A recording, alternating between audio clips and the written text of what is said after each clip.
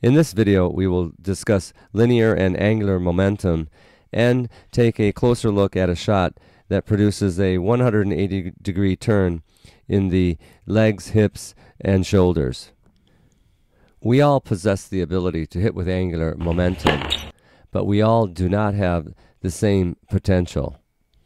The more you can rotate your body and push off the ground will produce more of this angular momentum. Let's take a closer look at this 180-degree rotation. Everything starts with the ground reaction forces. Here we can see the semi-open stance with all the weight on the outside leg. From here, the body is propelled off the ground and lands with a 180-degree turn of the hips, legs, and shoulders. This shot is really dependent upon your legs. You must have the leg strength to push off the ground and land in a stable, balanced forward position. Let's listen to Dr. Porter talk about hitting angularly. First thing is right now all the balls should be hit pretty much angularly. Okay. So even if you step forward, you should be hitting and rotating like this and then coming around with a break step. So it's still angular hitting. Okay, whether the stance doesn't matter.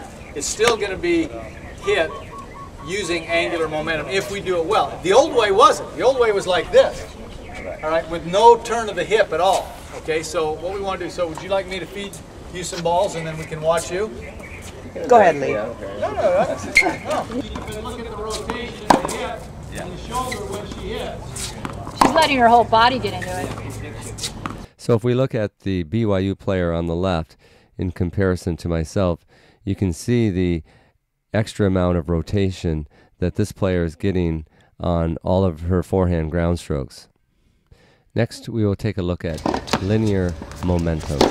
Again, similar to the angular momentum, the ground reaction forces are used. However, instead of transferring the weight angularly, the body will shift it from the back leg to the front leg. Let's look at an adult player using a more classical stance and grip, but note that there is some angular momentum created from the hips. The key here to angular momentum is not having the arms work too independently from the legs and hips. Since this is an exceptional athlete, we're going to teach this player a 180-degree turn. I find using these 11.5-ounce T-ball bats a great tool for teaching angular momentum.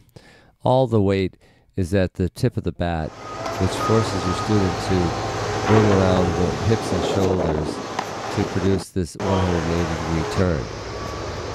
Regardless of what type of stance you're in, adding optimal trunk rotation or angular momentum will help your stroke.